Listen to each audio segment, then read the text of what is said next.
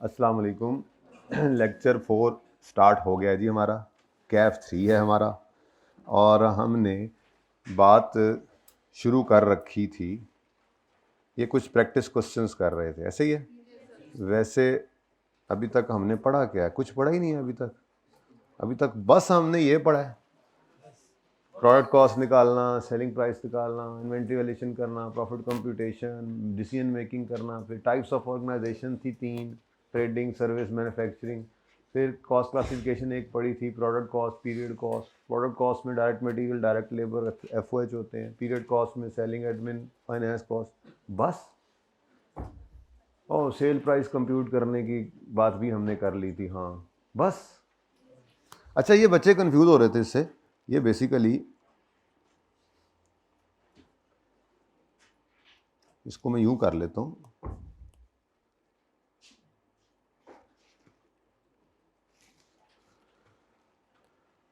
कि ये कन्वर्जन और प्राइम कॉस्ट का टोटल नहीं है।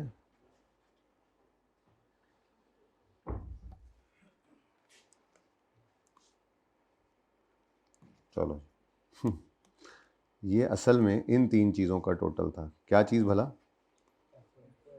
नहीं, जो मैंने अभी बोला था, जो मैंने अभी मिटाया है। जी हाँ, प्रोडक्शन कॉस्ट जो है ये इन 3 चीज़ों का टोटल है। ओके। वो नीचे असल में लिखने से ना बच्चे कल कंफ्यूज, अपने फार्मूले निकाली जा रहे थे। अपनी कोई ना, अपनी को मैनेजमेंट अकाउंटिंग, कॉस्ट अकाउंटिंग याद हो रही थी उनकी। खाम खाम है। तो भाई ये तीनों प्रोडक्ट कॉस्ट हैं। बाकी इन 3 आइटम्स प्रोडक्ट कॉस्ट के जो हैं, इनको अगर आप इस तरह से देखें कि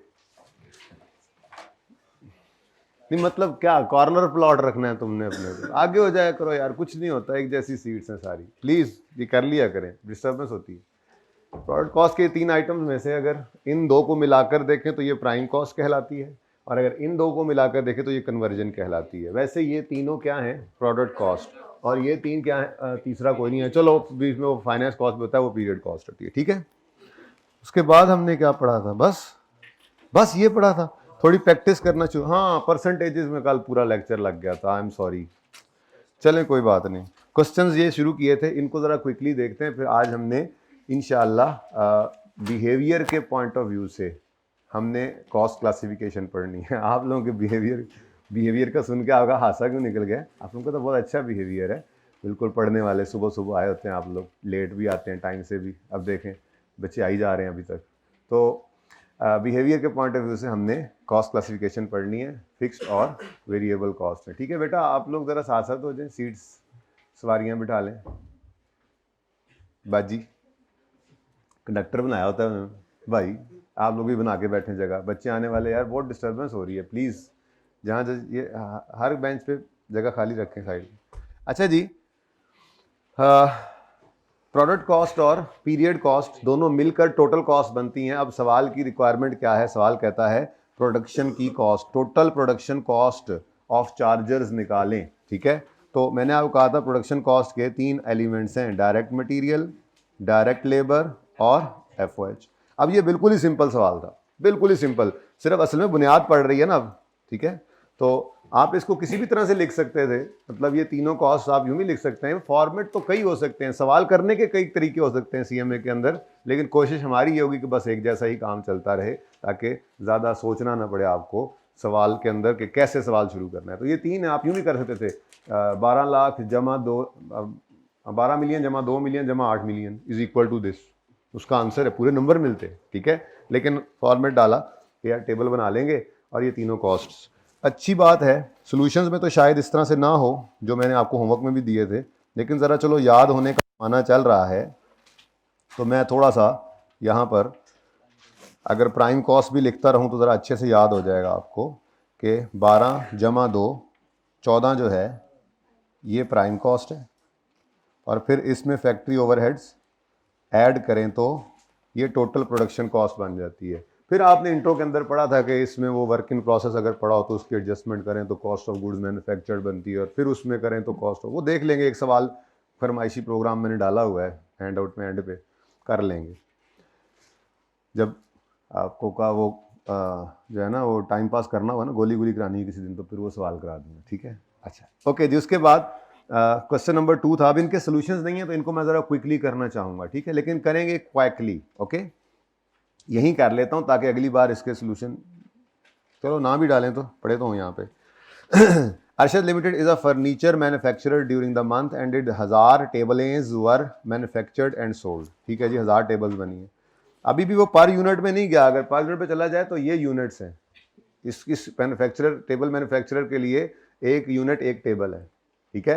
मार्कर मैन्युफैक्चरर के लिए एक यूनिट एक मार्कर होगा। बल्ब मैन्युफैक्चरर के लिए एक यूनिट एक बल्ब होगा। एसी मैन्युफैक्चरर के लिए एक यूनिट एक एसी होगा। और कार मैन्युफैक्चरर के लिए एक, टैंक मैन्युफैक्चरर के लिए एक टैंक। हाँ, तो वो जो चीज़ बना रहा है। ओके, तो ये टेबल्स बना रहे हैं। वुड कॉस्टिंग 12 वॉज यूज, ये तो कर लिया था। चलो, would costing 12 million was use to manufacture tables. अब चुप भी होता तो इसको हम, मटेरियल जो है वो डायरेक्ट ही होता है हमेशा, ठीक है, वेरिएबल होता है बेसिकली। डायरेक्ट भी होता है, इनडायरेक्ट हो सकता है, लेकिन कम कम चांसेस होते हैं। होगा तो FOH है, प्रोडक्ट का कॉस्ट, प्रोडक्ट की कॉस्ट का पार्ट तो बनेगा। बात, मेरा दिमाग कहीं और चला गया था। Would costing 12 was use to manufacture, इसको क्या कहता है जी, कंसिडर करो डायरेक्ट। बहुत अच्छी बात है। चुप भी होता तो यही करते, क्योंकि वुड बहरहाल ज़रूरी है टेबल के लिए, ठीक है, और would he main component he would होता है टेबल का। तो मैं ये कह रहा था, खामोशी केस में इसको आप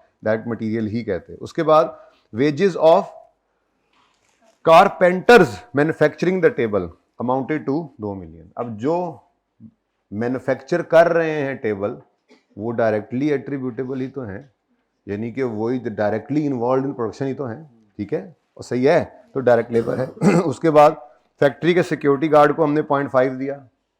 ये फैक्ट्री का सिक्योरिटी गार्ड है, फैक्ट्री की कॉस्ट तो है, लेकिन डायरेक्टली मटेरियल नहीं है, ये डायरेक्टली इन्वॉल्व इन प्रोडक्शन, यानी डायरेक्ट लेबर भी नहीं है, तो FOH है। फिर पैकेज ऑफ नेल्स लिया आपने, नेल्स मटेरियल है जो टेबल को जोड़ने के लिए इस्तेमाल होंगे। पैकेज मतलब कोई एक बॉक्स ले लिया होगा ढेर सारे, उसमें कील होंगे, ठीक है, और कुछ और भी लिया है। अच्छा, बस यही है। अब है तो ये भी मटेरियल, लेकिन ये इनसिग्निफिकेंट पार्ट है, ठीक है, इनसिग्निफिकेंट पार्ट है, तो शायद क्लियरली बता सकते हो। सिर्फ इस बात पे ना डटे रहा करें कि जो कॉस्ट एक पर यूनिट की नहीं निकल सकती, सिर्फ वही इनडायरेक्ट है। कोई भी उठकर कहेगा भाईजान 10 कील लगते हैं टेबल में, एक कील जो है वो 5 रुपए का है, तो 50 रुपए कॉस्ट है। कैसे नहीं डायरेक्टली ट्रेस कैसे नहीं कर सकते? कर सकते हैं। तो मैंने आपको कहा था डायरेक्ट मटेरियल के लिए ना 2-3 बातें ज़हन में होनी चाहिए। सबसे पहली चीज़ कि वो जो है वो, चलो ठीक है, ट्रेसेबल हो, अच्छी बात है। उसके बाद हाँ, टोटल कॉस्ट में से सिग्निफिकेंट पोर्शन जो है वो उसका हो, और वो शेप करता हो मटेरियल जो है वो। जैसे मैंने कहा था कि इस सूट के अंदर कपड़ा, ये कपड़े की ही वजह से ये सूट की शक्ल है, तो ये कपड़ा एक ऐसा मटेरियल जो इसको शेप दे रहा है। लकड़ी टेबल के लिए, सही है ना, तो जूते के लिए लेदर, तो ये इस तरह की चीज़ें। बाकी जो चीज़ें उसको जोड़ने के लिए, सूट के अंदर बटन लगा हुआ है, सूट के अंदर धागा लगा हुआ है, मटीरियल है, ठीक है। शायद आप इसको ट्रेस भी कर लें डायरेक्टली इन फुल टू एक सूट के ऊपर जी 10 नलकियाँ लगी हैं, निकाल लो कॉस्ट। लेकिन तीसरी बात भी ज़रूरी है, सिग्निफिकेंट होना चाहिए उसको। इनसिग्निफिकेंट हो तो कहते हैं यार छोटी छोटी पत्नी कितनी चीज़ें होती हैं, उठाओ और इनडायरेक्ट मटेरियल में डाल दो, ठीक है। तो नेल्स बिल्कुल मटेरियल है, लेकिन इनडायरेक्ट। और 1 million was paid for factory rent and utility charges. ये क्या है? ओवरहेड्स। अब वही वाला काम देखो, अब दोबारा करने की ज़रूरत नहीं है, ये वाला सवाल तो ईजी है, ठीक है। चलो, लेकिन अब क्विकली करना है। रुपीज़ इन मिलियन कर दें, चलो 1000 कर लें, कोई फिगर तो हो थोड़ी सी। क्या है requirement? Production, total production cost of tables, यानी 1000 टेबल्स, ठीक है। तो total production cost of 1000 tables. अब सर ये लिखना ज़रूरी है, ऐसे बनाना, ओ भाई कुछ भी ज़रूरी तो कुछ भी नहीं होता, पेपर में जो मर्जी करना, लेकिन अभी जो इब्तिदा है तो इसके अंदर थोड़ा फॉर्मेट्स के ऊपर रहेंगे ताकि दिमाग में नक्शे वक्शे बनते रहें, ठीक है जी। तो वुड डायरेक्ट मटेरियल है, कितना जी? 2 मिलियन, 12 मिलियन, तो 12,000 कर देंगे। उसके बाद वेजेस ऑफ कारपेंटर हैं, डायरेक्ट लेबर जी 2000। इसका टोटल क्या कहलाता है? ये 14,000 प्राइम कॉस्ट आ गई। फिर वही आ रहा है, तो वही चल रहा है, ऐसे लगता है वही सवाल है। अच्छा, उसके बाद आगे बढ़े। ओ, फैक्ट्री सिक्योरिटी गार्ड की सैलरी जो है ये FOH की कॉस्ट है। लेकिन अब FOH की कॉस्ट के अंदर 2-3 आइटम्स हैं, तो चलो इस तरह से लिख लेते हैं, ठीक है। तो सिक्योरिटी गार्ड सैलरी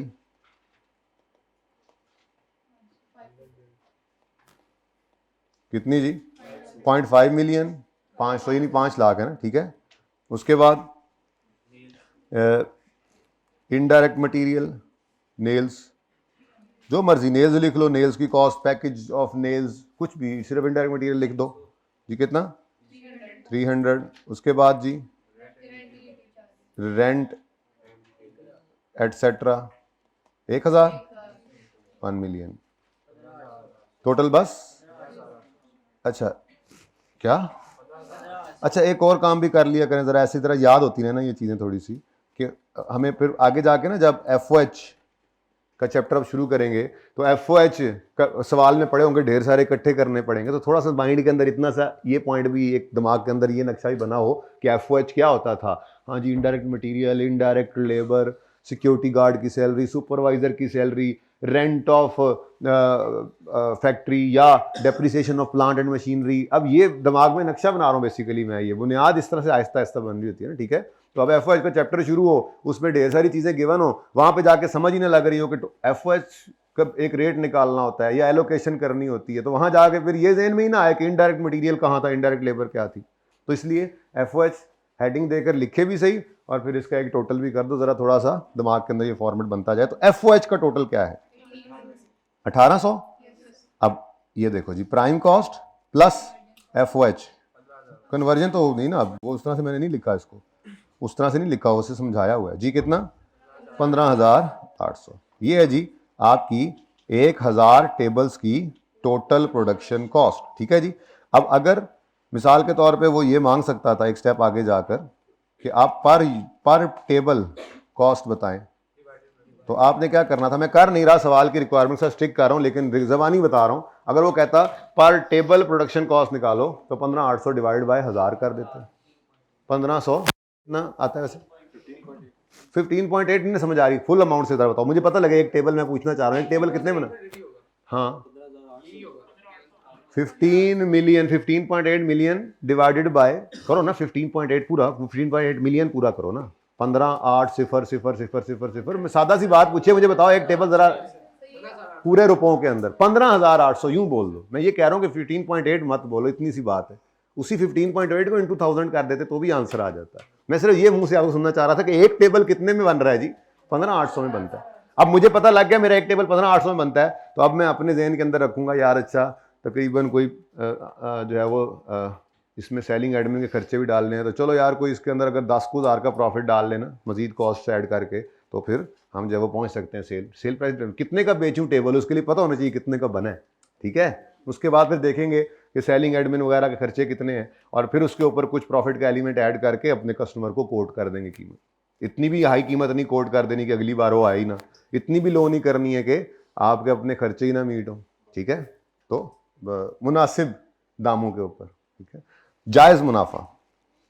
अच्छा जी, उसके बाद क्वेश्चन नंबर 3 आ जाता है, इसको यूं कर लेते हैं, ये क्वेश्चन 1 था।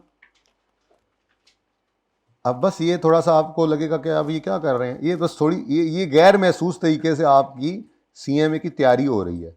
CMA तो हमने शुरू तब करनी है, रोज़ ही कहते हैं यही गल होंगी, मतलब CMA तब शुरू करेंगे जिस दिन वो मतलब ICAP वाला चैप्टर शुरू करेंगे जो पेपर में आता होता है।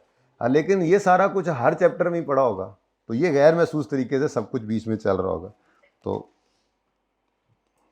क्वेश्चन 2 हो गया जी। चलो जी, हश पपीज़ वाले सवाल पे आ जाओ जी। HPPL प्रोड्यूस्ड 5,000 जूताज in recent month ended 31 December 23, ये जो अभी भी एंड हुआ है, उन्होंने 5,000 जूते बनाए थे, ठीक है। Following details, further details are available. Requirement, sorry मुझे आपने बताया नहीं कि पहले रिक्वायरमेंट पढ़नी होती है, मतलब नहीं, मुझे तो बताना था ना, मैं सवाल शुरू से शुरू कर दिया, पहले रिक्वायरमेंट तो पढ़ाओ मुझसे। रिक्वायरमेंट पास भी है तो क्या हो गया। टोटल प्रोडक्शन कॉस्ट, अगेन अभी भी पर यूनिट पे नहीं गए, ठीक है। चलो अब पढ़ते हैं, ये तो सारा कुछ ही मैंने बता दिया था यार। चलो, HPPL स्पेंड्स इतने ऑन ऑल डायरेक्ट मटेरियल, इतने was paid regular employees who are engaged in manufacturing of shoes, direct labour. उसके बाद glues, indirect material. Shoe moulds, indirect material कह लें, ठीक है, क्योंकि ये भी मतलब वो डाइयाँ बनती हैं और फिर उसके बाद नॉर्मली ज़रूरी नहीं है कि वो कंटिन्यू हो रही हों, ना उन्हें नॉन करंट एसिड कह रहे होते हैं, बस वो डाइज बनती हैं तो उनको एक्सपेंस आउट कर दिया जाता है, ठीक है, एक बार हो गई, बस वो यूज़ होती रहेंगी, इस तरह की होंगी जैसे डिस्पोजेबल होती हैं, ठीक है ना। Okay, next, wages of factory security guard, indirect labour है, FOH। ये इंपॉर्टेंट बात थी। 875 on shipment of shoes from factory to outlet located throughout city. अब यहां पे आके ना जी, वो आपकी जो बात थी आपके काम आनी थी, ये वाली, कि उसने आपसे रिक्वायर क्या किया है, product cost. Production cost means product cost. अगर उसने प्रोडक्ट कॉस्ट आपसे मांगी है, कॉस्ट तो ये भी है, ये क्या खर्चा नहीं है आपका, आपने उस ट्रक में भेजा सामान, तो उस ट्रक का किराया आपने जो दिया, ये आपके बिजनेस का ही खर्चा है ना, कॉस्ट तो ये भी है। लेकिन क्वेश्चन उसने कहा हुआ है प्रोडक्ट की कॉस्ट निकालो, तो प्रोडक्ट की कॉस्ट के अंदर तो ये खर्चा नहीं आता, ये तो सेलिंग एक्सपेंस है, ठीक है। हाँ, अगर आपने मटेरियल लेकर आए थे आप अपने पास, तो मटेरियल को लाने पर आपका जो किराया लगा था, तो वो कैरेज इनवर्ड परचेज की कॉस्ट का पार्ट बनता था। अगर वो होता मटेरियल की कॉस्ट में ऐड होता, वो आपका डायरेक्ट मटेरियल में बल्कि ऐड होता। अगर डायरेक्ट मटेरियल लाने पर लगा तो डायरेक्ट मटेरियल में ऐड होता। अगर नेल्स लाने के लिए, नेल्स वाला सवाल है, चलो, अगर इनडायरेक्ट मटेरियल को लाने पे लगा तो इनडायरेक्ट में ऐड हो जाता, लेकिन प्रोडक्ट की कॉस्ट का पार्ट बनता, ठीक है। तो ऐसे छोटी मोटी बातें ना लिखते रहा करें आप, ठीक है, तो सही है। तो यहां पर जहां पे सवाल चल रहा था ना, यहां पे एक स्टार लगा लें ताकि आइंदा कभी काम आ जाए। यहां स्टार लगाकर लिखें, कैरेज इनवर्ड प्रोडक्ट की कॉस्ट है, कैरेज इनवर्ड, बल्कि यूं लिखें, कैरेज इनवर्ड मटेरियल की कॉस्ट का पार्ट बनता है, इसलिए ये प्रोडक्ट कॉस्ट है। जबकि ये पूरी बात लिख लेना। अब इस सवाल में तो कैरेज आउटवर्ड गिवन है, लेकिन हम दोनों लिख लेते हैं ताकि पर्चे में अगर दूसरा आए तो पता हो। क्या लिखवा रहा था मैं, कैरेज इनवर्ड मटेरियल की कॉस्ट में ऐड करते हैं, जो कोई बात नहीं, अभी हर बार नया जुमला ही होगा, कुछ भी लिख लो मतलब समझ आ जाएगा। कैरेज इनवर्ड मटेरियल की कॉस्ट में ऐड होता है, इसलिए ये प्रोडक्ट कॉस्ट होगा, इसलिए ये प्रोडक्ट कॉस्ट, इसलिए ये प्रोडक्ट कॉस्ट है। अच्छा, अब ये कैरेज इनवर्ड का तो पता है ना, कैरेज का तो पता है ना, किराया, ठीक है। अच्छा, तो कैरेज इनवर्ड मटेरियल की कॉस्ट में ऐड होता है, इसलिए ये प्रोडक्ट कॉस्ट है। और कैरेज आउटवर्ड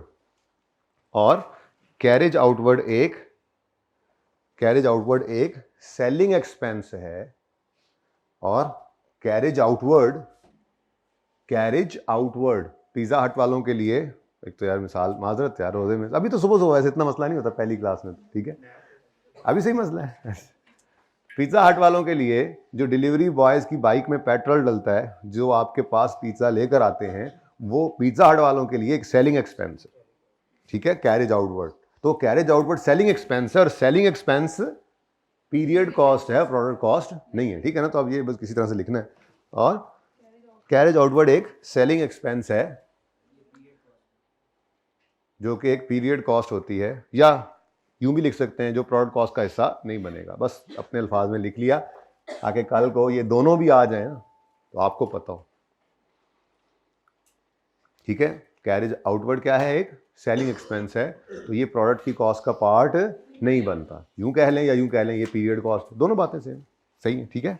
अच्छा जी, तो आगे देखें जी, 12,000 on other manufacturing overheads. Manufacturing overheads production की कॉस्ट है, प्रोडक्ट कॉस्ट है। आगे कहता है, a loan of 5 million was borrowed from a bank at an annual interest rate of 10%। तो 5 मिलियन का 10% कॉस्ट तो है, लेकिन अगेन वही बात, ये फाइनेंस कॉस्ट है, ये प्रोडक्ट कॉस्ट नहीं है, ठीक है ना।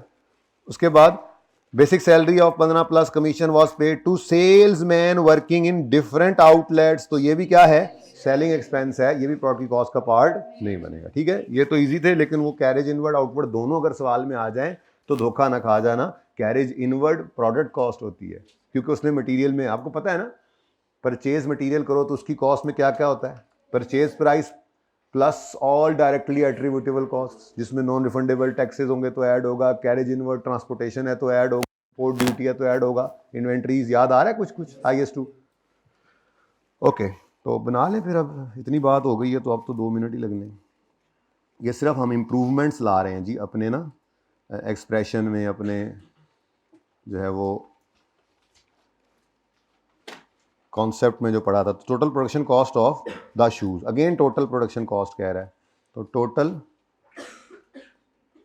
प्रोडक्शन कॉस्ट कितने शूज़ किया ऑफ 5000 शूज़।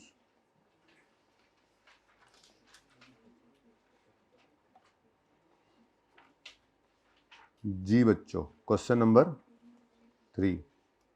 ऐसे तो चलता रहा तो आज भी ये सवाल होते रहेंगे।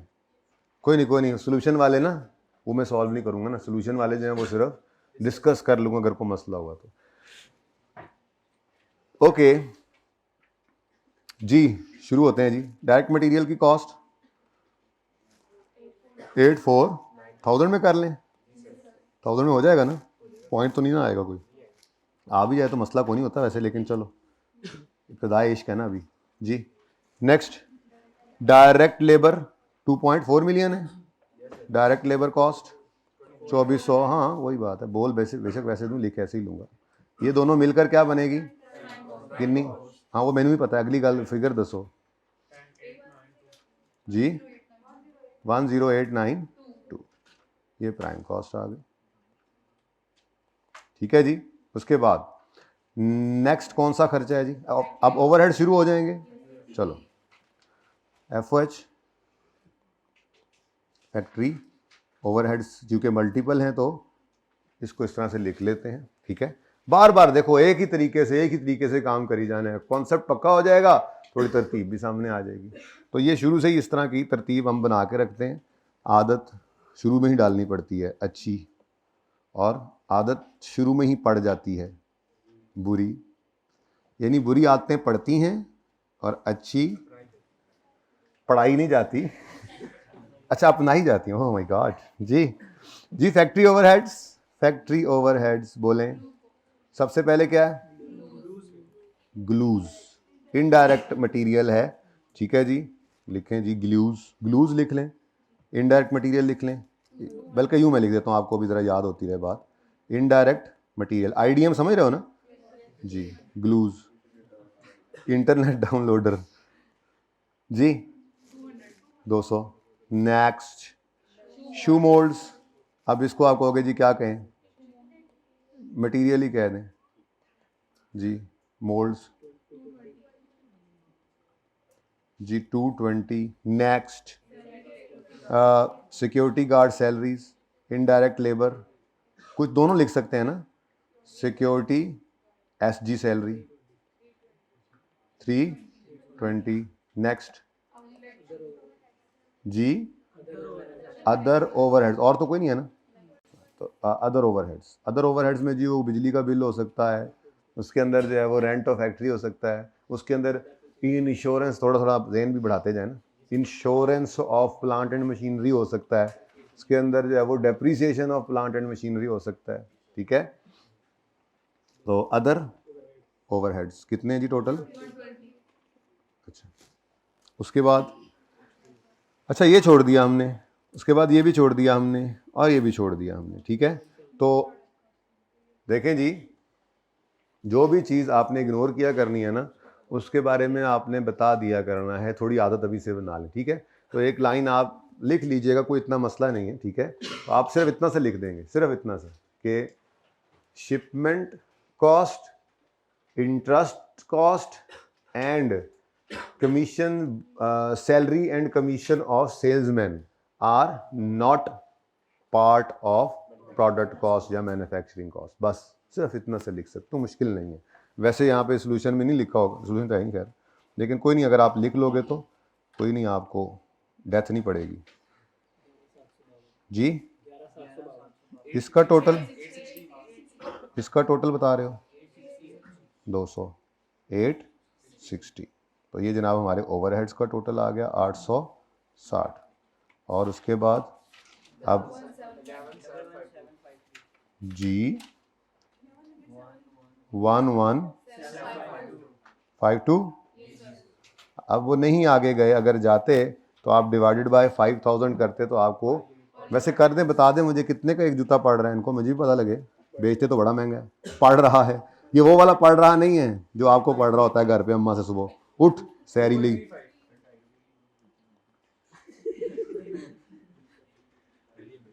क्या कह रहे हैं? 2000 की इनको, ये चलो 2300 दी पै गई, फर्क क्या पड़ता है। नहीं, वो 1000 में उन्होंने आंसर दिया है, ठीक है ना। तो 2300-2400 की ये जूती बनाते हैं, ये तो सिर्फ प्रोडक्ट कॉस्ट है। फिर इसके अंदर इनकी बेचारों कुछ पीरियड कॉस्ट भी होती होंगी, फिर इन्होंने कुछ प्रॉफिट भी तो कमाना है, तो इसीलिए वो 7-8 हज़ार 10 हज़ार की, तभी तो इतनी महंगी भी बन रही होती है बेचारों की। फिर थोड़ा सा खर्चे डाल के ये 5-6 हज़ार से तो इनकी जूती शुरू हो रही होती। ठीक है, चलें आगे, मुक्के नहीं हले। ओके, ये आखिरी सवाल है, असल में तो ये सवाल है 5वां जो करना है। चलो चले चले चले, कोई नहीं। अल्फा लिमिटेड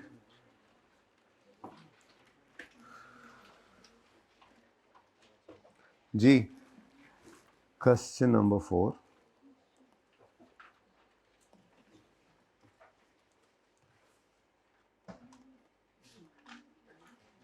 सुकून से, हमने क्या, हमें क्या जल्दी है, क्या जल्दी कोई नहीं, हमें कोई चक्कर ही नहीं है जल्दी वाला जी। एस्टीमेट प्रोडक्शन कॉस्ट, वही काम सवाल पढ़ते हैं जी। Alpha has to submit a bid for special order, इनको कोई स्पेशल ऑर्डर आया है बच्चों, ये ना डिसीजन मेकिंग के अंदर एक पूरा टॉपिक है। ये कोई स्पेशल ऑर्डर आएगा कस्टमर से और वो आपसे कहेगा कि बताओ क्या प्राइस देनी चाहिए इसको, अगर इतना प्रॉफिट एक्सपेक्ट कर रहे हैं। तो ऐसे बुनियाद के अंदर थोड़ी थोड़ी इजी बातें कर रहे हैं, वहाँ पे जाके बस फिर आपको उस टॉपिक के रेलेवेंट कॉन्सेप्ट्स होने चाहिए, आपको ये काम भी आता होगा इंशाल्लाह। ठीक है, अभी तो फिलहाल हम सिर्फ कॉस्ट निकाल रहे थे, तो चलो ज़रा साथ में ये भी काम हो जाए। तो रिक्वायरमेंट पढ़ ली ना, पहले रिक्वायरमेंट ही तो पढ़ी है, सारी नहीं पढ़ी मैंने, चलो एक तो मिल गई ना, फिर सवाल शुरू कर लेते हैं। वैसे उसने क्या कहा है, प्रोडक्शन कॉस्ट निकालो, प्राइम कॉस्ट निकालो, कन्वर्जन कॉस्ट निकालो। अब ये अलग अलग करना पड़ेगा, है ना। चलो वो बी और सी को बाद में भी अलग करके लिख देंगे, अपने फॉर्मेट को नहीं छेड़ते, क्या ख्याल है? ठीक है, यूं भी हो सकता है आप प्राइम कॉस्ट निकालें, चलें देख लेते हैं। अच्छा, उसके बाद एस्टिमेट करना है बिड प्राइस को, कि कितना, क्या प्राइस कोट करें। एक बंदे ने ऑर्डर प्लेस किया है कि जी अब मतलब भाई ने जो है वो शादी का फर्नीचर बनवाना है अपनी, तो फर्नीचर वाले के पास ऑर्डर प्लेस करने गया, तो फर्नीचर वाले ने आगे से कीमत कोट करनी है ना, ठीक है। तो वो वन ऑफ स्पेशल ऑर्डर है।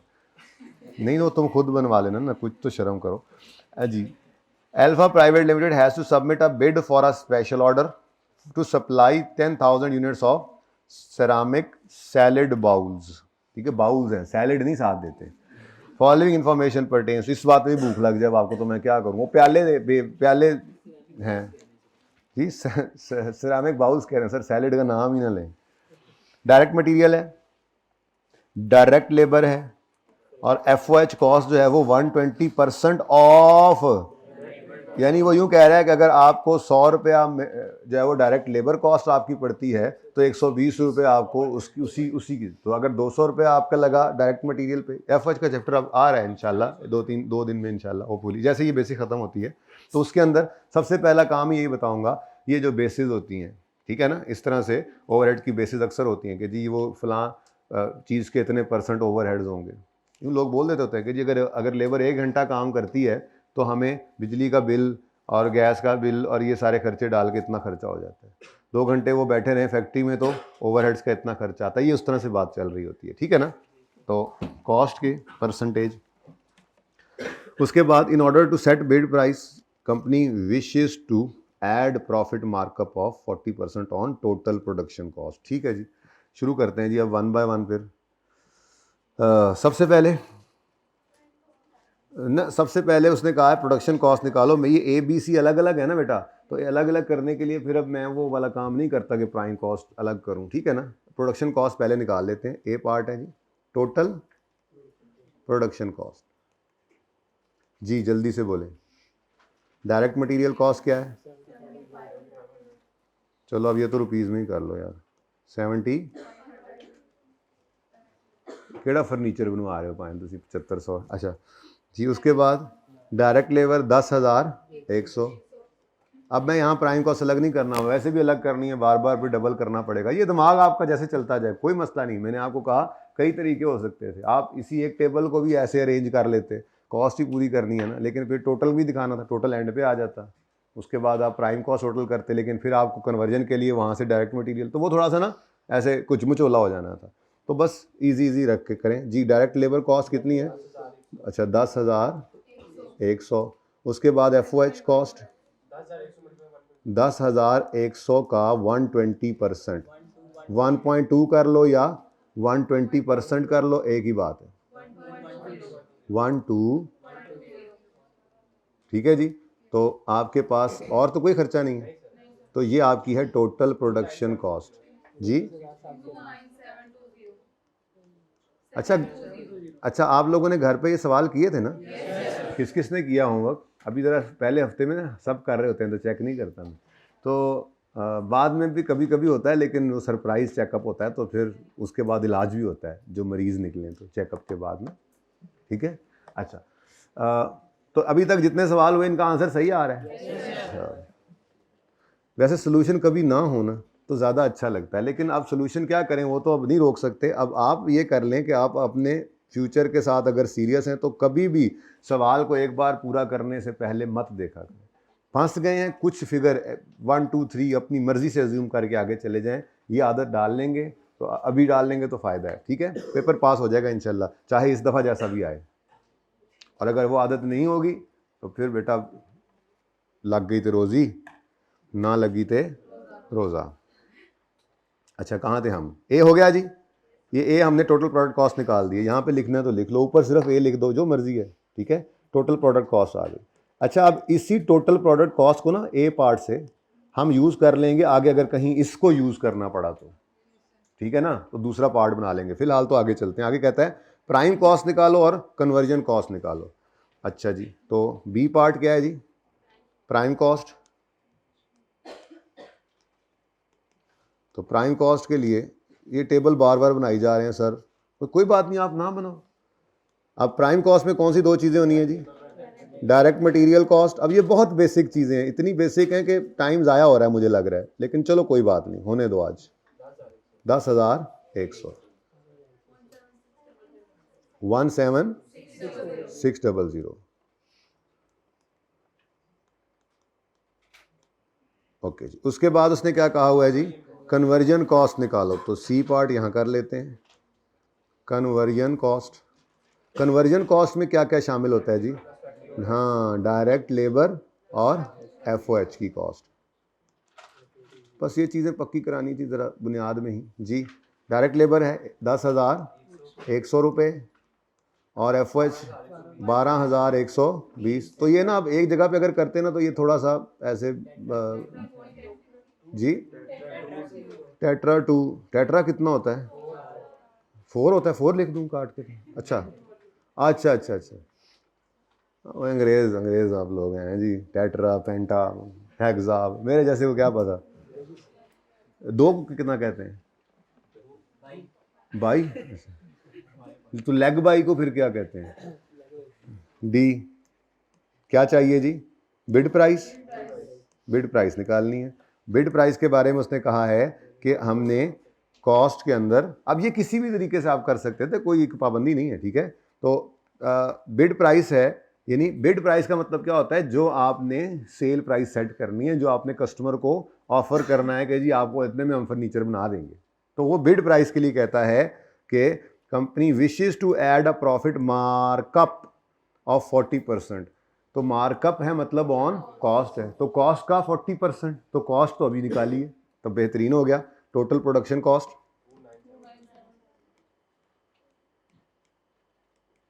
₹29,720। इसमें आप ऐड कर दें प्रॉफिट, और वो कितना है जी? 40% है। ठीक है जी, इसी टोटल कॉस्ट का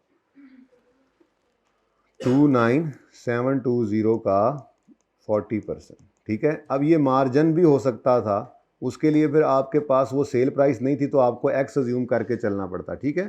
तो वो इंशाल्लाह आप देखते रहेंगे आहिस्ता आहिस्ता, बुनियाद पड़ गई, यानी कि हाथ पाँव मारने आ गए ना आपको, बस थोड़ा थोड़ा सवालों के अंदर काफ़ी है जी। तो आपने ये भाई को, फर्नीचर वाला जो भाई हम में बैठा है, उसने इस भाई को इस फर्नीचर का क्या रेट कोट करना है, 600, और फिर इसने कहना है यार उतले 8 से छड़ दो, है ना। चले, ये क्या है जी हमारे पास, bid price of special order, ठीक है, समझ में आती है बात। चलो नेक्स्ट है जी क्वेश्चन नंबर 5। क्वेश्चन नंबर 5 थोड़ा इंपॉर्टेंट है, इसको 5-7 मिनट में कर लेते हैं, उसके बाद कोई प्रॉब्लम होगा तो वो मैं डिस्कस करूँगा, ताकि फिर हम आज वेरिएबल, लेकिन जाहिर सी बात है आपकी तसल्ली यहाँ से होगी तो ही आगे जाएंगे, वो कोई मसला नहीं है, कोई जल्दी करें हम, वैसे सवाल कोई इतने काम के हैं कोई नहीं, इजी थे, हो गए थे सवाल। ये 10th में शायद मसला आया हो, इसमें भी नहीं किया ही नहीं। ओके शुरू करते हैं। ये इसमें ना बस तीसरे चौथे नंबर पे एक सवाल आना है जिसमें थोड़ी कन्वर्जन भी करनी पड़नी है, तो वो थोड़ा सा मैंने आपको असल में सिखाना है, प्लस ये काम जो है वो आपका सारी कॉस्ट में आगे चलते ही रहना है, ठीक है, कि आपको प्रोडक्ट की कॉस्ट निकालनी हो तो मटेरियल आपको वो देगा जी 1 यूनिट पे इतना लगना है, और मटेरियल किलोज़ में लगना है, और 1 किलो का ये रेट है, इस तरह की कन्वर्जन्स आपको करनी पड़नी है कि किलो के अंदर मटेरियल ख़रीदा जाता है और आगे केजीज़ में लगता नहीं है, ग्राम्स में लग रहा है। आप आर्ली पेमेंट कर रहे हैं लेबर को और आपके जो प्रोडक्ट के ऊपर मिनट्स लग रहे हैं। तो ये कोई 3-4 मशहूर जो कन्वर्जन है ना, litre, millilitre, grams, kilograms, metre, centimetre, ਉਹ ਤਾਂ हो गया ना, ओके अलाइनमेंट गलत हो गई है यार साहब, ना बनन देना मैनू तुसीं, इस तरह ही ठीक है। अच्छा जी अच्छा जी, तो अब ये कन्वर्जन जो है ना मशहूर 3-4 ये आपको करनी पड़ेंगी। अब ये नहीं कि आपको सर हम इंजीनियर हैं जी कि हम जो वो ये चीज़ें निकाल रहे हो, सेंटीमीटर, मिलीलीटर, लीटर, ये क्या होता है, और 3-4 याद रख लेना भाई, इतना को पता होना चाहिए, कॉमन सेंस भी होती है, ठीक है, पता होता भी है नॉर्मली इतना तो। अच्छा जी, तो जी बच्चों, अब यहाँ पे ना कहानी इस सवाल के अंदर असल में जो मैं ज़बानी बताता है ना बात, इसमें उसको भी फोकस किया गया था कि आप पर यूनिट कॉस्ट भी निकालें और टोटल भी निकालें, क्योंकि जो अगले सवाल होमवर्क में थे ना उनके अंदर फिर दोनों बातें पूछना शुरू कर दी गई। तो ये मैंने कल करवा के इससे आगे वाले होमवर्क देने थे। चलो खैर, अब ये सारा टाइम आप खुद देख लें, आधा पौना घंटा पिछले दिन का काम करते रहते हैं जी। आ कंपनी प्रोड्यूस्ड, रिक्वायरमेंट पढ़ ली थी ना, direct material cost per unit and in total, यानी कि पर यूनिट भी निकालो, पर सूट, ठीक है, और टोटल में भी। तो कंपनी प्रोड्यूस 5000 सूट्स, इनका 1 यूनिट 1 सूट है। During the period each suit required 3 metre cloth which is purchase, Aamir भाई विच इज पर, जाग रहे हैं ना, आंख लगी थी थोड़ी सी, हल्की सी तो लगी थी, तो आज के बाद इधर बैठा करो हाथ के नीचे जी, चपेट लगे ताकि जी।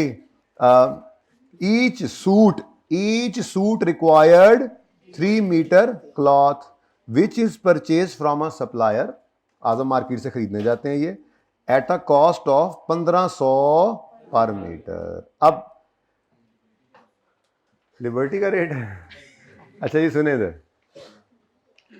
एक सूट के ऊपर 1500 का मटेरियल लगता है, नहीं, एक सूट पर 3 मीटर कपड़ा लगता है और हर मीटर 1500 का आता है, तो एक सूट पर 4500 का मटेरियल, 4500 का कपड़ा लगेगा, ठीक है। तो बेसिकली ये आपने ना ये वाला फॉर्मूला जहन में रखना है, रेट गिवन होगा और quantity required per unit given होगी, इससे आपके पास निकल आएगी कॉस्ट पर यूनिट। मैंने क्या किया अभी यहां पर, ये क्या है, 1500 रुपया पर मीटर, सॉरी पर सूट ना, पर मीटर ये सही, पर मीटर इंटू 3 मीटर्स पर सूट, ठीक है। तो ये बस चेंज करते जाएंगे, मिसाल के तौर पे वो कहता है कि जी लेबर के 5 घंटे लगते हैं इस एक सूट को सीने में और हम 1 घंटे के अगेंस्ट उनको 100 रुपया दिहाड़ी देते हैं, 100 रुपये के हिसाब से उनको घंटा पे करते हैं, ठीक है। तो फिर रेट क्या है, ₹100 पर आवर। और कितने आवर्स रिक्वायर्ड हैं, 5 hours per suit, 5 hours per suit. तो फिर कितनी टोटल कॉस्ट बन गई, 5 × 100 500। बात समझ आ रही है, ठीक है। तो इस तरह से ये ज़हन में आपने रखना है कि पर यूनिट निकालना होगा तो पहले आपको ये फॉर्मूला लगाना पड़ेगा, यानी ये काम करना पड़ सकता है। गिवन भी हो सकता है सवालों में, आपने देखा होगा पर यूनिट वो खुद ही करके भी दे सकता था, यानी वो सवाल में 4500 की फिगर दे दे, बेहतरीन हो जाएगा। और ये कह दे कि कपड़ा जो है वो 4500 रुपए का लगता है एक सूट पे, बेहतरीन। और अगर ना कहे तो हम खुद बना लेंगे 4500, ठीक है ना। तो यहां से क्या बना, ये 4500 क्या है, ये 4500 पर सूट है, ठीक है जी। और ये क्या है जी, ये प्रोडक्शन यूनिट्स है, ओके। तो कितने यूनिट्स प्रोड्यूस किए, कितने सूट्स प्रोड्यूस किए, 5000 ये सूट्स हैं। तो फिर हम अगली बात पर पहुंच गए, ठीक है, जो दूसरी। तो ये भी पर सूट भी रिक्वायर किया गया है और इस एक सूट 4500 में मटेरियल कॉस्ट पड़ती है 4500 एक सूट पर। और जितने सूट्स हमने बनाए, कितने सूट्स बनाए थे जी, 5000 सूट्स सिए थे। तो उन 5000 सूटों पे टोटल मटेरियल कितना, टोटल कपड़े की कॉस्ट कितनी आई, तो 5000 सूट्स से मल्टीप्लाई कर दें, आंसर इज 22। अच्छा यार अब लिख दिया, ठीक है। ये इतने रुपए का तो भाईजान कपड़ा लगना है 2.25 करोड़ का, ठीक है। 5000 सूट भी तो हैं, फिर आगे हिसाब लगा लो ना। अच्छा कोई बात नहीं है, तो एक सूट भी तो कितने का बेचना है आपने, आगे ये तो देखो ना, ठीक है। 5-5, 4-4, 5-5, 6-6 हज़ार के आप सूट बेच रहे होते हो। खैर 6-6 हज़ार की बेचना, फिर सूट पहले महंगा बन रहा है। लेबर तो बहुत सस्ती है, तुमने बताया तो 500 रुपये में एक सूट सिलवा लेते हैं और ओवरहेड 300 रुपये आ जाएंगे, तो बस ऐसे गिरा लेंगे। सबसे महंगी चीज़ क्या होती है, कपड़ा ही। भाई हम 15,000 का सूट बेच लेंगे, टेंशन ना लो, ठीक है।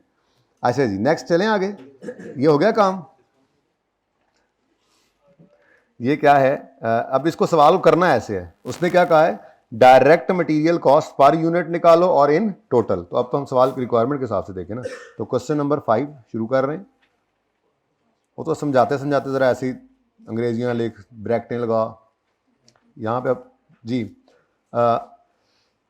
क्या चाहिए, डायरेक्ट मटेरियल कॉस्ट पर सूट, ठीक है। तो डायरेक्ट मटेरियल कॉस्ट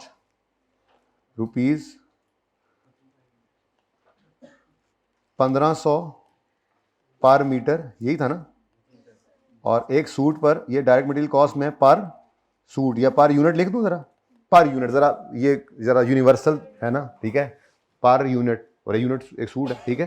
तो direct material cost per unit, एक यूनिट पर कितना कपड़ा लगता है, 3 मीटर, और 1 मीटर का क्या रेट है, ठीक है। तो 1500 पर मीटर, बल्कि यूं कर ले, ज़्यादा इजी हो जाएगा, ठीक है, कि एक यूनिट पर कितने मीटर कपड़ा लगता है, तो 3 मीटर पर यूनिट या पर सूट, जो मर्जी लिख लें।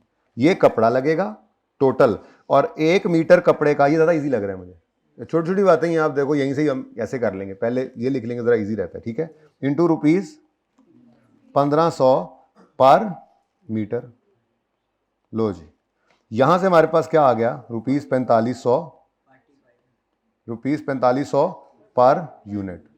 क्या है, मटेरियल कॉस्ट, लेबर ओवरहेड अभी बाद में, ठीक है। उसके बाद अगली चीज क्या कही गई थी, टोटल भी बताओ। तो भाई मसले को टोटल, इसी को यहां से आगे कर लें, अलग करना है अलग कर लें, क्योंकि उन्होंने अलग मांगा हुआ है। तो टोटल वैसे यहीं भी कर लें यार, ये पर यूनिट आ गया, इंटू 5000 यूनिट्स या सूट्स, ठीक है। तो आंसर क्या आ गया जी, रुपीज कितना बताया था अभी आपने, 250 पे भाई पहुंच गए हैं। अच्छा सही है जी। नेक्स्ट चलें, आप थोड़ा सा इसको स्पीड अप करते हैं, क्योंकि अब बेस थोड़ी बन गई जी। Each unit of product uses 5 kg of material X which is purchase from a supplier at a cost of 70 per kilo during the period. 3000 units were produced. एक यूनिट के ऊपर 5 किलो मटेरियल एक्स लगता है, ठीक है, और material x का 1 kilo 70 रुपए में आता है। जबानी करने लग गए अब तो आप, ठीक है। तो बुनियाद में ये काम कर लेने आसान होते हैं, फिर आगे जाकर आसानियां होती हैं आपके लिए जी। तो एक यूनिट पर कितना मटेरियल एक्स लगेगा? 5। 1 kilo of material 5 kilo, sorry 5 kilo, और 1 किलो ऑफ मटेरियल एक्स कितने का आएगा? तो 5 इंटू 70, 350 रुपए का मटेरियल लग जाना है एक यूनिट पर, मटेरियल एक्स, ठीक है। तो उसने यही पूछा हुआ था नीचे कि direct material cost per unit भी निकालो और इन टोटल भी निकालो। तो ऐसे फटाफट कर लेते हैं सेकंड क्वेश्चन, बल्कि अब अलग अलग ही करेंगे। चलो पहले जरा एक तरतीब में कॉन्टिन्यूटी में सिखा दिया ना, अब वो चूंकि उसने अलग अलग बोला है तो मैं अलग अलग ऐसे एक बात ये दूसरी बात, ताकि उसकी रिक्वायरमेंट एड्रेस हो एग्जामिनर की, ठीक है। तो direct material cost per unit of product, ठीक है जी, पर यूनिट ना बेटा, मैं एक यूनिट की कॉस्ट निकाल रहा हूं, आगे उस पर यूनिट पर लगने किलोज हैं। किसने बोला पर केजी वाला? किसने बोला? बताओ ना ये। हाँ, एक यूनिट की कॉस्ट निकाल रहे हैं, अब यूनिट पर किलोज लगेंगे और उसको फिर मल्टीप्लाई करेंगे किलोज के रेट के साथ, ठीक है। तो एक यूनिट पर कितने किलो एक्स लगेगा? 5 लिखा हुआ सवाल में, ठीक है। तो 5 kgs पर यूनिट, और ये 1 किलो एक्स मटीरियल एक्स है ना, ये कितने का आ रहा है? ₹70 पर केजी, ठीक है। तो आंसर क्या आ गया? ₹350 पर यूनिट, ठीक है जी। ये अभी पर यूनिट, एक यूनिट के ऊपर मेरा इतना मटेरियल लग जाना एक्स। लेकिन उसने कहा है कि अगर आप इस पीरियड में 3000 यूनिटें बनाएं तो टोटल मटेरियल कितनी कॉस्ट करेगा आपको एक्स। तो हमने कहा जी अभी बताते हैं आपको।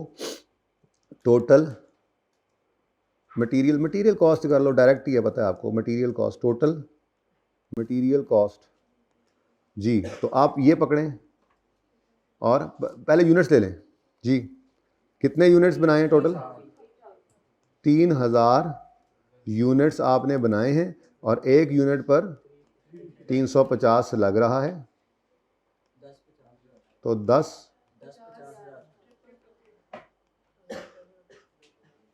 बस, ठीक है जी। तो ये आपकी रिक्वायरमेंट एड्रेस हो गई। एक ऐसे रिक्वायरमेंट एड्रेस करना जरूरी है, ऐसे नहीं, टेढ़ा ना करें जी, ठीक है। चलें आगे। मेरे ख्याल में वो सवाल आ गया जिसका इंतज़ार है मुझे, अभी भी नहीं आया। आ कंपनी, अब लेबर वाला है, फिर अभी भी वही वाला मटीरियल। आ कंपनी मैन्युफैक्चर्स प्रोडक्ट अल्फ़ा, अब अल्फ़ा बना रहे हैं हम, विच कंज्यूम्स 3 लीटर्स ऑफ केमिकल जी, ठीक है जी। 3 लीटर जी के लगते हैं। Each litre of chemical has a price of 90 पर, अभी भी लीटर्स में ही काम है, यानी कि हमें लीटर्स में ही हमें रिक्वायर्ड है, और रेट भी अभी तक कोई मसला नहीं आया, ठीक है। चले 5000 यूनिट्स ऑफ अल्फा प्रोड्यूस हुए। थर्ड, जल्दी से अब वो मौका आ गया कि अब आप थोड़ा सा इसमें बोर हो रहे हैं, इसलिए आप अगला काम करेंगे। बहुत इंटरेस्टिंग है। Variable cost, fix cost, semi variable cost, ओए होए मज़ा आ जाएगा। आज के जो होमवर्क है ना, मज़ा आ जाएगा उसमें आपको घर पे, हैं जी। है नहीं होमवर्क है, बता रहा हूँ है, बस इसको देखूंगा एक हद तक जाके ना, अभी 10-1 मिनट में जितना होगा बस ठीक है, उसके बाद इसको छोड़ देंगे। कोई डिस्कशन हुई भी तो कल कर लेंगे, नई बात शुरू करें ना, थोड़ा सा स्पार्क तो आए क्लास में, हैं जी। हाई लो परसों नहीं, कल होगा, कल हो जाएगा होपफुली। अच्छा जी, परसों भी हो सकता है, डिपेंड करेगा ना यार, जो काम कर रहे हैं अगर वो पूरा हो गया तो फिर आगे चल पड़ेंगे, काम करते जाएंगे, आगे चलते जाएंगे। नहीं छुट्टी नहीं है, ऑन है, नहीं है ऑन, सचमुच मैंने पूछा था, मैंने बल्कि उनको मशवरा दिया था, मैंने कहा अभी अभी आए हैं बच्चे और फिर आगे ईद की छुट्टियां भी आ रही हैं, तो कोई ज़रूरत नहीं है, यहीं पे ही रहें, ठीक है। तो नहीं, आप लोगों ने आना है, ठीक है, हाँ सब तशरीफ़ ले आइएगा, एक दिन के लिए डिस्टर्ब भी ना हो। आउट स्टेशन वाले तो वैसे ना जाए, और लाहौर वाले तो इतने ही होने आ जाना, पढ़ के टुर जाना, ओके। उसके बाद है ना इतवार, अच्छा चुप करें, केमिकल एक्स क्या क्या मांगा है उसने, मटेरियल कॉस्ट पर सूट है, ये कॉपी पेस्ट किया ना मैंने ऊपर से, है ना। प्रोडक्ट अल्फा कितने यूनिट्स बनाए, तो ये पर सूट नहीं है जी, ये सही कर लें प्लीज़। ऊपर वाला सवाल की रिक्वायरमेंट कॉपी पेस्ट हुई है, नीचे भी ना हुई पड़ी हो, चलो होगी तो सही कर लेंगे। Calculate errors and omissions are expected and accepted, दोनों बात जी। Calculate direct material cost per unit and in total जी। तो मटेरियल कॉस्ट पर यूनिट ये तो आप कर ही लोगे वैसे, चलो 3 को माफ कर दें, 4 पे आ जाए, 4 भी देख लेता हूं मैं। A company produces product Beta which consumes, नहीं नहीं नहीं नहीं, इसमें थोड़ा सा मसला है, ठीक है। तो ये करते हैं, यही तो करना था असल में, इसका तो इंतज़ार था मुझे। उसके बाद वाला भी है, उसमें मिनट्स को कन्वर्ट करना है, उसके बाद वाला जो है उसमें 2 चीज़ें आ जाएंगी, वो भी अच्छा है, देख लेते हैं उसको भी, ठीक है। तो ये 3 सवाल अब करवाने हैं। ओके, नंबर 4, 3 कर लीजिएगा प्लीज़। आ कंपनी, अच्छा इसमें भी बच्चे ना मुझसे पूछेंगे अब मैसेज करके या जूम मीटिंग के अंदर ऑनलाइन वाले कि सर इसका आंसर तो बता दें। मतलब इतना कॉन्फिडेंस भी नहीं है अपने ऊपर कि सादा सी बात जो है उसका आंसर जो है वो निकाल लें, तो इसलिए लिख ही लेते हैं जी। मटेरियल कॉस्ट, चुप कर जाओ, मैं आगे वो चीज़ें नहीं लिखूंगा ना अब जी। 3 लीटर्स चाहिए जी के, और रेट कितना है, अब बस ऐसे तो कर लूँ ना कम से कम जी। 270 पर यूनिट, ये तो लिखना है ना, ठीक है जी। उसके बाद टोटल मटेरियल कॉस्ट, तो टोटल यूनिट्स कितने बने हैं, 5000 यूनिट्स हैं। चलो ये लो, ऐसे ही करो, ये सही है, ये यहाँ पे ये ज़्यादा बेहतर है। Per unit into total units कितने, 5000 यूनिट्स जी। हाँ किया नहीं, इनटू, अच्छा 13, ठीक है जी, क्योंकि बाद में उन्होंने पूछ ही लेना है फिर। तो जी 4, कंपनी प्रोड्यूसेस, उनके सवाल तो मैं लिख के लाया हूँ ना, जवाब तो फिर मैंने कभी नहीं लिखा, अभी पहली बार लिखा है, तो फिर अब एक बार लिखा गया तो चलो वो तो बंदा फिर रेफर कर देता है लिखा हुआ, ठीक है, अगली बार डाल भी देता है। A company produces product Beta which consumes 100 grams, ये पता है आपको कि 1 किलो में कितने ग्राम होते हैं, 1000 ग्राम, ठीक है जी। अच्छा 1000 ग्राम, तो एक बीटा पर 100 ग्राम ए लगता है, 100 ग्राम मटेरियल लगता है, और price of material A is ₹3000 पर केजी। अब ये मसला थोड़ा सा आ गया, ठीक है। आपको स्मॉल मेजरमेंट यूनिट से, यूनिट ऑफ मेजरमेंट से लार्ज यूनिट ऑफ मेजरमेंट पे जाना हो तो आपको डिवाइड करना पड़ता है, आपको डिवाइड करना पड़ता है, डिवाइड करना पड़ता है, ठीक है। मिसाल के तौर पर वो कह रहा है कि जी 100 ग्राम आपका लगता है, ठीक है, तो 100 ग्राम अब आपने कन्वर्ट करना है ग्राम्स। चलो एक मिनट, सारा सवाल तरतीब से ही चला लेते हैं, ठीक है।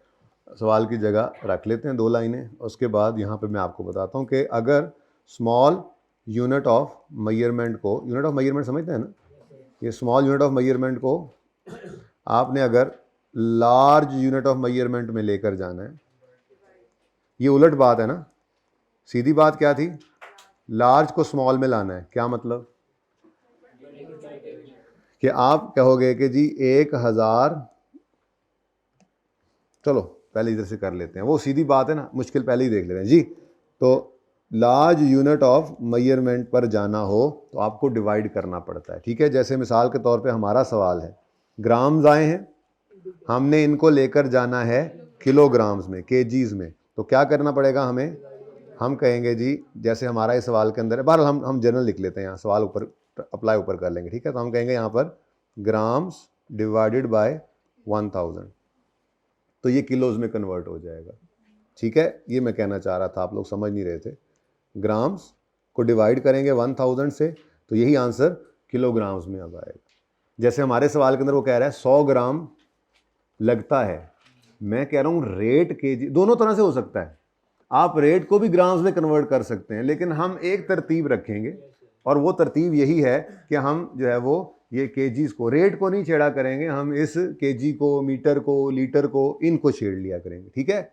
दोनों हो सकते हैं काम, आप रुपीज़ गिवन है ना, वो केजीज का रेट गिवन है, 3000 को डिवाइड कर दें 1000 से तो आपका पर ग्राम रेट आ सकता है, तो 100 ग्राम के साथ भी मल्टीप्लाई कर सकते थे, दोनों हो सकते हैं। लेकिन आज डिसाइड कर रहे हैं कि हम एक काम करेंगे और वो काम क्या करेंगे, हम इस यूनिट ऑफ मेजरमेंट को कन्वर्ट कर लिया करेंगे। ठीक है, तो हो दोनों सकते हैं, लेकिन हम अब ये वाला करेंगे। Got it? ठीक है, पार्ट 2 शुरू करना है आपने, ये सवाल करने देते यार, करें शुरू।